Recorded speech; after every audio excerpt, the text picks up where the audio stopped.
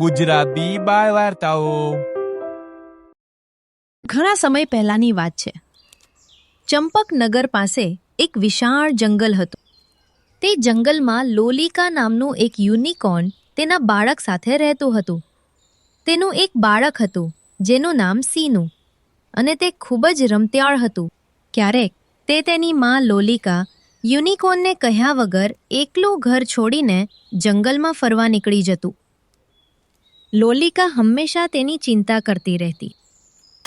બેટા સીનુ, મારી વાત સાંભળ. તું જંગલમાં એકલા ભટકતો નહીં. ત્યાં ઘણા ખતરનાક પ્રાણીઓ છે. તેઓ તને ખાઈ જશે. તું અત્યારે ખૂબ નાનો છે. તારે અત્યારે ઘરમાં જ રહેવું જોઈએ. જ્યારે તું થોડો મોટો થઈશ ત્યારે હું તને જંગલમાં લઈ જઈશ અને તને આ જંગલના નિયમો અને કાયદા શીખવીશ. ત્યારે હું તને એ પણ શીખવીશ કે જંગલના ખાતાનાક પ્રાણીઓથી કેવી રીતે બચવું જોઈએ. પણ અત્યારે મારી વાત સાંભળ દીકરા, અને મારા વગર એકલા બહાર જવાનું બંધ કરી દે. સારું માં, તું ચિંતા ન કર. આજથી હું ઘરની બહાર નહીં જાઉં. થોડા દિવસો આમ જ પસાર થાય છે. સીનુ તેની માતાનું કહેવું માને છે અને ઘરે જ રહે છે. પરંતુ એક દિવસ જ્યારે લોલિકા યુનિકોર્ન ખોરાક લેવા ગઈ હોય છે ત્યારે સીનુ ચૂપચાપ ઘર છોડીને જંગલમાં જાય છે. સીનુ ચાલતા ચાલતા ગાઢ જંગલમાં પહોંચી જાય છે. થોડીક વાર પછી લોલિકા યુનિકોર્ન પોતાના ઘરે પાછી આવે છે. ત્યારે તેને સીનુ ઘરે ન દેખાયો. ત્યારે તે ખૂબ જ ટેન્શનમાં આવી જાય છે અને સીનુને શોધવા નીકળી પડે છે. આ દરમિયાન સીનુ જંગલમાં ઘણો અંદર પહોંચી ગયો હતો અને એક દીપડો ઝાડી પાછળથી સીનુને જોઈ રહ્યો હતો. આ દીપડો ખૂબ જ ખતરનાક હતો. તેનું નામ હતું ખૂંખાર ખીમજી. જ્યારે સીનુ થોડો આગળ વધ્યો ત્યારે ખૂંખાર ખીમજી દીપડો ઝાડીઓમાંથી બહાર નીકળીને સીનુની સામે આવીને ઊભો રહી જાય છે. અરે વાહ! આજે તો મને એક મીઠું અને સ્વાદિષ્ટ યુનિકોર્ન મળ્યું છે. કેટલું તાજું માજું ભોજન છે આ તો. દીપડાને જોઈને સીનુ યુનિકોર્ન ગભરાઈ જાય છે. પછી સીનુ ધીમે ધીમે કહે છે, તું કોણ છે અને તે મારો રસ્તો કેમ રોક્યો? પ્લીઝ મને જવા દો. મારે ઘરે જવું છે. મારી માં ઘરે મારી રાહ જોઈ રહી છે. હું શિકારી છું અને તું મારો શિકાર છે, અને હવે હું તને ખાવા જઈ રહ્યો છું. ના ના, મને ના ખાઓ. મારી માતા મારી ચિંતા કરશે. પ્લીઝ મને જવા દો. આ દરમિયાન લોલિકા તેના બાળકને શોધી રહી હતી. એટલામાં જ લોલિકા તેના સીનુને દૂરથી જુએ છે અને તેની પાસે દોડીને જાય છે. મારા બાળકને છોડી દે. જો તું તેને સ્પર્શ કરશે તો હું તને છોડીશ નહીં. તું મારું શું કરીશ? હું આજે તમે બંને માં અને દીકરાને ખાઈ જઈશ. ઘણા સમય પછી મને યુનિકોર્નનું માંસ ખાવા મળશે. સીનુ, અહીંથી ભાગી જા. હું આ બદમાશને પકડી રાખું છું. તું જલ્દીથી ભાગી જા. ના માં, હું તને છોડીને ક્યાંય નહીં જાઉં. હું તને મારી સાથે લઈ જઈશ. હું તને કહું છું, ભાગી જા. આ દીપડો આપણને જવા દેશે નહીં. હું મારા બાળકને મરતું નહીં જોઈ શકું. જલ્દી જા. તેની માતાનું કહેવું માનીને સીનુ રડતો ભાગી જાય છે. ખૂંખાર ખીમજી દીપડો લોલિકાને પોતાનો શિકાર બનાવે છે, પછી તેને ખાઈ જાય છે. સીનુ દૂરથી આ બધું જોઈ રહ્યો હતો. પછી તે ખૂંખાર ખીમજી દીપડો સીનુનો પીછો કરે છે, પરંતુ ખૂબ શોધખોળ કર્યા પછી પણ દીપડો સીનુને શોધી શકતો નથી. ખૂંખાર ખીમજી દીપડો સીનુને શોધી ન શકવાથી નિરાશ થઈ જાય છે. આ યુનિકોર્નનું બચ્ચું ક્યાં ગયું છે? જો તે જઈને મહારાજ શેરુ સુલતાનને બધું કહેશે તો મહારાજ સિંહ મને મારી નાખશે. મારે સિંહથી બચવાનો કોઈ રસ્તો શોધવો પડશે, જેથી સિંહ મારા પર કોઈ ડાઉટ ના કરે અને તે યુનિકોર્નના બચ્ચાને જ ખોટો સમજે. આવું વિચારીને ખૂંખાર ખીમજી દીપડો ત્યાંથી ચાલ્યો જાય છે.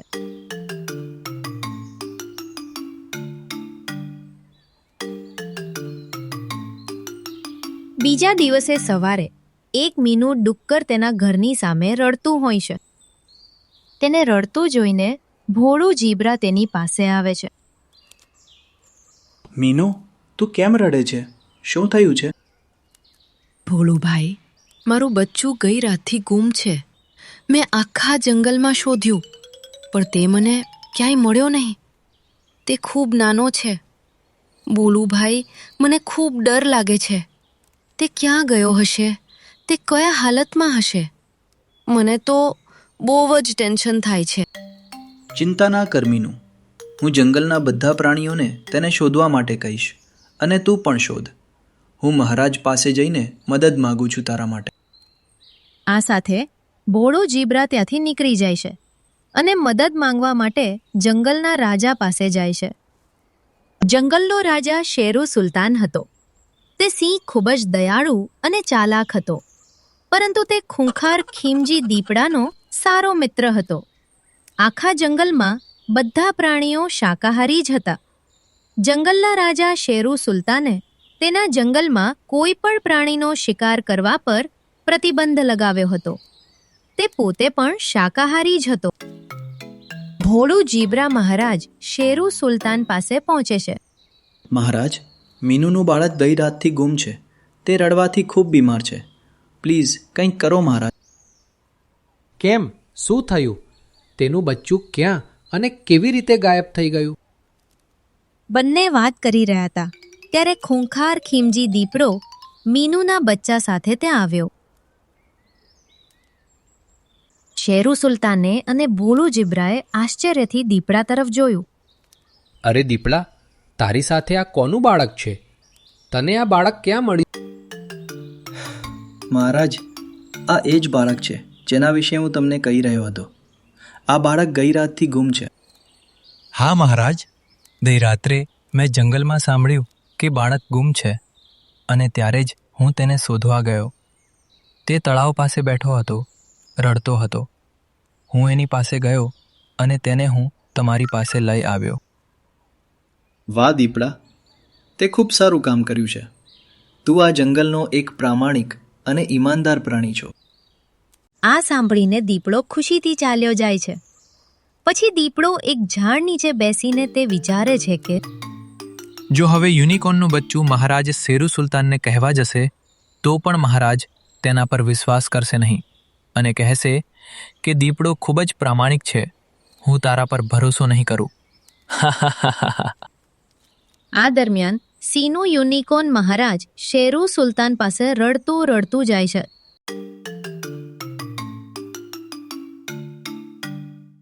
મહારાજ, દીપડાએ મારી આંખો સામે જ મારી માતાને મારી નાખી. તમે તેને સજા કરો મહારાજ. તું શું બોલી રહ્યો છો? આ કેવી રીતે શક્ય બની શકે? દીપડો ખૂબ જ પ્રામાણિક છે. હું સાચું બોલી રહ્યો છું મહારાજ. દીપડાએ જ મારી માતાને મારી નાખી. સિંહનું મહારાજને બધું કહે છે, પણ મહારાજ શેરુ સુલતાન તેની વાત માનતા નથી. પછી સિંહનું નિરાશ થઈને રડતા રડતા ત્યાંથી ચાલ્યા જાય છે.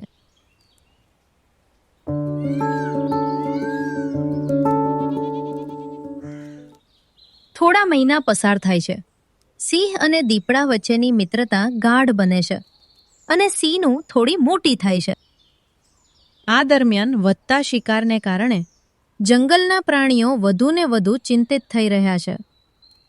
પછી બધા મહારાજ શેરુ સુલતાન પાસે જાય છે. મહારાજ, જંગલ ભીડભાડથી ભરેલું છે અને જંગલમાં દરરોજ કોઈને કોઈ મૃત્યુ પામે છે. મહારાજ, કંઈક કરો. તમે બરાબર કહો છો, પણ આપણે કેવી રીતે શોધીશું? આ બધું કોણ કરી રહ્યું છે? આપણે તેને પકડવો પડશે. પણ મને એક વાત નથી સમજાતી કે આપણા જંગલમાં બધા પ્રાણીઓ તો શાકાહારી છે, તો શિકાર કોણ કરી રહ્યું છું? દીપડો સિંહ પાસે ઊભો હોય છે અને પોતાને કહે છે, અરે ભાઈ, આ મૂર્ખોને કોણ કહેશે કે આ બધું મારું કામ છે? તમે બધા ગમે તેટલી ટ્રાય કરો, તમે મને ક્યારેય પકડી શકશો નહીં. પછી બધા પ્રાણીઓ નિરાશ થઈને ચાલ્યા જાય છે. દીપડો પણ સિંહ રાજાને મળીને ત્યાંથી ચાલ્યો જાય છે અને એક ઝાડ નીચે બેસે છે અને વિચારે છે, મારા માટે રાજા બનવાનો હવે યોગ્ય સમય છે. હવે હું જંગલના બધા પ્રાણીઓને મહારાજ શેરુ સુલતાન સામે ઉશ્કેરીને તેમને મારી બાજુમાં ફેરવીશ. એકવાર હું રાજા બની જાઉં પછી આખું જંગલ મારા હાથમાં હશે. હું બધાનો શિકાર કરીશ અને પછી મારે શાકાહારી હોવાનું નાટક નહીં કરવું પડે. અને પછી ખૂંખાર ખીમજી દીપડો શેરુ સુલતાન સિંહને રાજાની પદવી પરથી હટાવી અને પોતે રાજા બનવાની યોજના બનાવે છે. એક દિવસ ખૂંખાર ખીમજી દીપડો કેટલાક પ્રાણીઓને એક કરે છે. અરે ભય, મને સમજાતું નથી કે આ જંગલના પ્રાણીઓનો શિકાર કોણ કરી રહ્યું છે. એ વાત સાચી છે કે જંગલનું વાતાવરણ ઘણું બગડ્યું છે, પણ આપણા મહારાજ તેના વિશે કંઈ કરી રહ્યા નથી. મને લાગે છે કે તે હવે વૃદ્ધ થઈ ગયા છે, તેથી આપણે એક નવો રાજા પસંદ કરવો જોઈએ જે પ્રામાણિક અને સારો હોય. હા દીપડાભાઈ, તમારી વાત સાચી છે. સિંહ મહારાજ હવે વૃદ્ધ થઈ ગયા છે. જો હું રાજા હોત તો હું તે શિકારીને શોધીને તેને મારી નાખવા માટે કંઈ પણ કરત, પણ મહારાજ હવે એટલા કેપેબલ નથી કે તે આ શિકારીને શોધી શકે. ખૂંખાર ખીમજી દીપડાના શબ્દો સાંભળીને બધા પ્રાણીઓ ઊંડા વિચારમાં પડી ગયા. પછી શિયાળે કહ્યું, અરે દીપડાભાઈ, તું કેમ રાજા નથી બનતો? તું પ્રામાણિક અને સારો પણ છે, અને અમે બધા તને રાજા તરીકે સ્વીકારવા તૈયાર પણ છીએ. શિયાળની વાત સાંભળીને દીપડો ખૂબ ખુશ થઈ જાય છે અને મનમાં કહે છે, અરે દોસ્ત, મારી યુક્તિ કામ કરી ગઈ. હવે તો હું આ જંગલનો રાજા બનીને જ રહીશ. અરે ના ભાઈ, તું શું કહી રહ્યો છે? મહારાજ શેરુ સુલતાન હજુ જીવે છે. એવામાં મારું રાજા બનવું યોગ્ય નથી. પણ મહારાજ હવે શાસન કરવા કેપેબલ રહ્યા નથી.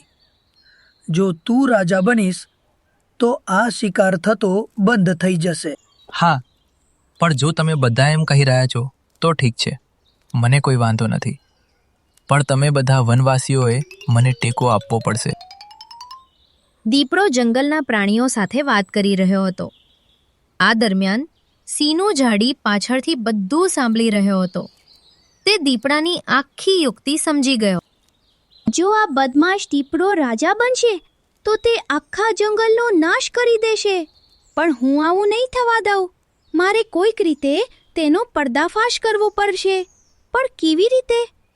જો હું મહારાજ પાસે જઈશ તો તે મારી વાત સાંભળશે નહીં. મારે તેના વિરુદ્ધ કોઈ પ્રૂફ શોધવા પડશે અને તેને મારા રંગે હાથે પકડવો પડશે. આજથી હું હંમેશા તેના પીછો કરીશ. તે ક્યાં જાય છે અને શું કરે છે? પછી દીપડાના રહસ્યને ઉજાગર કરવા માટે સિંહનું ગુપ્ત રીતે તેનો પીછો કરે છે. 2 દિવસ આ રીતે પસાર થાય છે. એક દિવસ સિંહનું દીપડાનો પીછો કરી રહ્યો હતો. તેને જોયું કે દીપડો એક ગધેડાને જોઈને અટકી ગયો અને તેને ધ્યાનથી જોવા લાગ્યો. આ જોઈને સિંહનું પણ એક ઝાડ પાછળ સંતાઈ ગયો. અરે વાહ, મને આજે એક ખૂબ ટેસ્ટી અને મોટો શિકાર મળ્યો છે. આ ગધેડાને જોઈને તો મારા મોંમાં પાણી આવી ગયું છે. હું આજે તેને ખૂબ આનંદથી ખાઈશ. આ વિચારીને દીપડો ધ્યાનથી આસપાસ જુએ છે. ઘણીવાર સુધી આસપાસ જોયા પછી તે વિચારે છે, આસપાસ કોઈ નથી. હું તેને શાંતિથી પકડી લઈશ, કોઈને ખબર નહીં પડે. આ બધું જોઈને સિંહનું સમજી ગયો છે કે દીપડો હવે તે ગધેડાનો શિકાર કરવાનો છે અને એ પણ ફક્ત આવી જ તકની રાહ જોઈ રહ્યો હતો. પછી તે મનમાં વિચારે છે, હવે યોગ્ય સમય છે. આજે હું આ દીપલાને મહારાજના હાથથી પકડાવીશ. મને આનાથી સારી તક ક્યારેય નહીં મળે. હું હમણાં મહારાજ પાસે જઈશ. પછી સિંહનું મહારાજ શેરુ સુલતાનની ગુફા તરફ દોડી જાય છે અને કહે છે, મહારાજ, મારી સાથે જલ્દી આવો, નહીતર તે ભાગી જશે. મહારાજ! શું થયું? તું કોની વાત કરો છો? કોણ ભાગી જશે? મારી સાથે જલ્દી આવો. મને શિકારી મળી ગયો છે. જલ્દી આવો મહારાજ. પછી મહારાજ શેરુ સુલતાન સીનુ સાથે તે જગ્યાએ દોડી જાય છે. પછી સીનુ કહે છે, મહારાજ, તમે થોડીવાર અહીં છુપાઈને રહો અને જુઓ કે આ દીપડો શું કરે છે. આ દરમિયાન દીપડો ગધેડાને પકડવા જતો હતો અને ગધેડો તેને છોડી દેવા વિનંતી કરી રહ્યો હતો. ના દીપડાભાઈ, મને મારશો નહીં. મારા ઘરે નાના બાળકો છે. તેઓ બધા મારા પાછા ફરવાની રાહ જોઈ રહ્યા છે. તમે એક પ્રામાણિક અને સારા પ્રાણી છો. આખું જંગલ તમારો આદર કરે છે. તો તમે આ બધું કેમ કરી રહ્યા છો? હું પ્રામાણિક પ્રાણી નથી. મેં આ જંગલમાં ગાયબ થયેલા દરેક પ્રાણીને મારી નાખ્યું છે અને હવે તમે પણ ગાયબ થઈ જશો. દીપડાની આ સાંભળીને મહારાજ શેરુ સુલતાન આશ્ચર્યચકિત થઈ ગયો. હું આ બધું મહારાજ શેરુ સુલતાનને કહીશ. તે તમને છોડશે નહીં. જોઈ લેજો તમે. તેને આ બધું કહેવા માટે તારે મહારાજ શેરુ સુલતાન પાસે જવું પડશે. પણ હું તને અત્યારે જ મારી નાખીશ અને ખાઈ જઈશ. પછી તેને કોણ કહેશે, હવે તું તો મરવાની તૈયારી કર. એટલામાં જ મહારાજ શેરુ સુલતાન ઝાડીઓમાંથી બહાર આવે છે અને ખૂંખાર ખીમજી દીપડા પાસે જાય છે. મહારાજ શેરુ સુલતાનને જોઈને દીપડો ગભરાઈ જાય છે અને કહે છે, અરે મહારાજ, તમે અહીં? અરે, તું તો અસ્થિનનો સાપ છે. જંગલના બધા પ્રાણીઓ તારા પર ખૂબ વિશ્વાસ કરતા હતા અને તે તેમના વિશ્વાસનો ફાયદો ઉઠાવ્યો. ના મહારાજ, તમે જે વિચારો છો એવું કંઈ જ નથી. હું ફક્ત આ ગધેડાને મદદ કરી રહ્યો હતો. મારે કાંઈ સમજવાની જરૂર નથી. મેં મારી પોતાની આંખોથી બધું જોયું. હવે હું સમજી ગયો છું કે તે જ એ દિવસે સીનુની માતાને મારી હતી. મારે સીનુ પર તરત જ વિશ્વાસ કરીને તને મારી નાખવો તો? મહારાજ, મને માફ કરો. મેં ભૂલ કરી છે. હું ફરી ક્યારે આવું કામ નહીં કરું. જો હું તને માફ કરીશ તો જંગલવાસીઓ મને માફ નહીં કરે. આટલું કહીને મહારાજ શેરુ સુલતાન ખૂંખાર ખીમજી દીપડા પર હુમલો કરે છે અને તેને થોડી જ વારમાં દીપડાને મારી નાખે છે. પછી મહારાજ શેરુ સુલતાન બધા પ્રાણીઓને કહે છે, મને માફ કરો. મેં એક દેશદ્રોહીને મારો મિત્ર બનાવ્યો. હું હવે રાજા બનવાને લાયક નથી. તમે બધા જેને રાજા બનવા માંગો છો તેને પસંદ કરો. હું ખુશીથી તેને મારું સ્થાન આપીશ. ના મહારાજ, તમે અમારા રાજા છો અને હંમેશા તમે જ રહેશો. અમને તમારા જેવો દયાળુ અને પ્રામાણિક રાજા ક્યારેય નહીં મળે. અને તે દિવસથી બધા જંગલવાસીઓ સિંહને તેમના રાજા તરીકે સ્વીકારે છે અને સુખેથી જીવે છે. તો દર્શક મિત્રો, આપણે આ વાર્તા પરથી શીખ્યા કે આપણે ક્યારેય કોઈ સાથે વિશ્વાસઘાત ના કરવો જોઈએ. વિશ્વાસઘાતનું પરિણામ હંમેશા વિનાશ જ હોય છે. દર્શક મિત્રો, તમને આ દીપડાની વાર્તા કેવી લાગી? કોમેન્ટ કરીને જરૂર જણાવજો. અને દર્શક મિત્રો, અમારા વિડીયોને લાઈક કરજો અને સબસ્ક્રાઇબ કરવાનું ના ભૂલતા. આવજો દર્શક મિત્રો. ટાટા. બાળ મિત્રો, લાઈક કરો આનું ના ભૂલતા. સબસ્ક્રાઇબ કરો આપણી ચેનલ ગુજરાતી બાળ વાર્તાને અને જુઓ સુંદર મજાની વાર્તાઓ.